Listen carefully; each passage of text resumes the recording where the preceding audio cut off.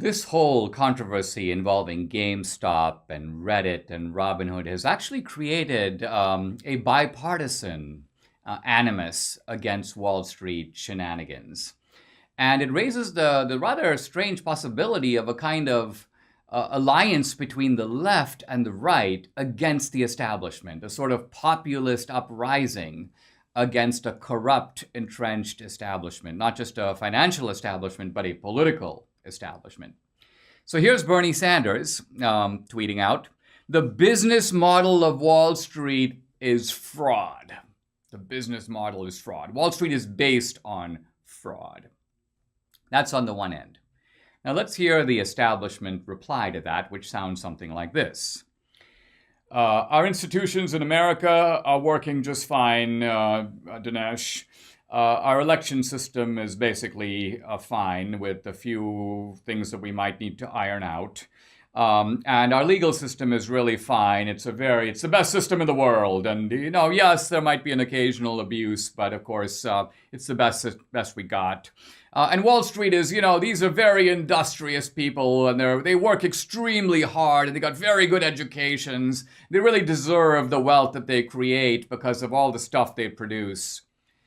And you got to step back from all this because it's almost enough to make you an Occupy Wall Street guy. When you hear this kind of patent nonsense, you begin to say, what is the value that these guys are producing day to day? When somebody shuts down trading on Robinhood so that all the shorted positions that you have as a Wall Street mogul, you can minimize your losses on.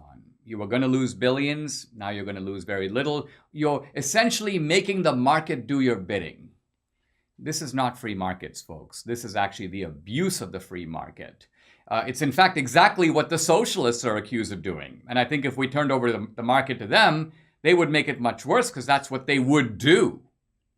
So we are now in a little bit of a quandary here because we're for markets, but supposedly our own side, and by own side I mean traditionally, the business community has been on the side of the GOP, and the Republican Party has been the protector of the business community. But how do we think about all this stuff going on now? I want to use the case study of a billionaire investor, Leon Cooperman, who is very upset at all this animus against Wall Street, and spoke out against it recently. Here. The reason the market is doing what it's doing is people are sitting at home, getting the checks from the government, okay? And this fair share is a bullshit concept. It's just a way of attacking wealthy people. So there's a little part of me here that wants to cheer this notion that social justice is a term that is roundly abused. It's true. And there are many cases where social justice is invoked to promote absolute nonsense, and there's no social injustice underlying it if you really look at it. But there is social injustice in this case, injustice in which the market is manipulated in favor of the rich and against the ordinary guy. So you might think, well, Dinesh, wow, I mean, do we really want to start a big fight? We've got so many divisions in the Republican Party. Do we want to really start a fight with a right-winger like Cooperman, who is on our side, is trying basically to give it to the left? Well, here's the big surprise. Cooperman is not a right-winger. Watch. Who did you vote for, Lee? To be honest with you, I voted for Biden. I voted for Biden because I voted my values and not my pocketbook. You know what? He's actually lying to you. Cooperman says, I'm not voting my pocketbook. I'm voting my values. Turns out he's voting his values and his pocketbook. Why? Because what these guys are doing, and this is now part of a broader phenomenon, I'm not singling out Cooperman, these wealthy tycoons have decided to stick it to the GOP and go with the left. They maybe have social liberal values, that's part of the reason, but the other reason is they think that they can bend the left to their will. In other words, they can call up the Treasury Department. They've got a straight line to Janet Yellen. Hey, look at all the money we paid her over the past several years. So they believe that they have leverage, to use a Wall Street term, over the Democrats to get the Democrats to comply. Now, first of all, many of these guys are totally out to lunch. Totally out to lunch. And what I mean by that is I've had some exposure to these Wall Street tycoons. Some years ago, by the way, I was invited by a big Republican tycoon to have a meeting to talk about my movie, Obama's America. And the meeting went sort of like this. First of all, when I showed up, he comes in, he's a short little guy, and he doesn't even look at me. He's looking at the ground. He looks at the ground. I'm standing there a little nervous, and then we sit down, and he takes out a yellow pad, and he starts to write. And I'm looking at him, no greeting, no hello, no real small talk. No. He writes for like 4 minutes. And I'm perfectly convinced in retrospect this was a power play. It's like, you wait while I gather my thoughts. And then we start talking. And I tell him about my movie. I just give him a brief summary of it. And then he goes this. He goes, Dinesh, I applaud your efforts. Very admirable. But nobody watches movies anymore. A patently ridiculous statement. Now, obviously, I don't say that. I conceal the amazement on my face. I kind of try to look deadpan. And I just listen. It's not true. Actually, the appetite for movies is much greater. People are moving more toward visual media. And then he says this. He goes, Dinesh, I just wish you had compressed the idea of your movie into a 90-second video. Young people these days, all they watch are 90-second videos.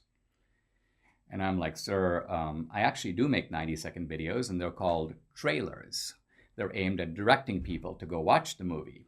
But what struck me about it wasn't that this guy, who's supposedly living in the culture, doesn't have a clue. He's an older guy. I don't blame him for that. What I blame him for is this arrogant assumption that he knows what's going on when he doesn't. Yes, he's an expert in investing and hedge funds and this and that, but the great fallacy here is to assume that if someone knows something about one thing, they know something about everything. It really makes me laugh. In fact, kind of reminds me a little bit of an uncle of mine in India. This is a guy who had come to America in 1969, and he was here for 4 weeks in Louisville, Kentucky. And then I came to America in 1978, and I spent a year living with 4 families in Arizona. I went to college at Dartmouth for 4 years. I lived in Princeton for a year and a half. I was in the Reagan White House, and I'd go home talking to my family, and I'd be talking about America, and he'd interrupt me. He'd be like, oh no, Dinesh, it's not like that. It's really not like that. You have it all wrong. And I'm thinking, what the heck? You don't know anything about America. You made a very brief visit there. You're lecturing me, who's been in America now for years, is enmeshed in American politics and American life. So this is what happens. You have people who assume these sort of airs, and these Wall Street guys are like this. They don't know anything. Well, one thing that they need to learn is that the GOP is sort of done with them. You guys have stabbed us in the back and done it for the last time.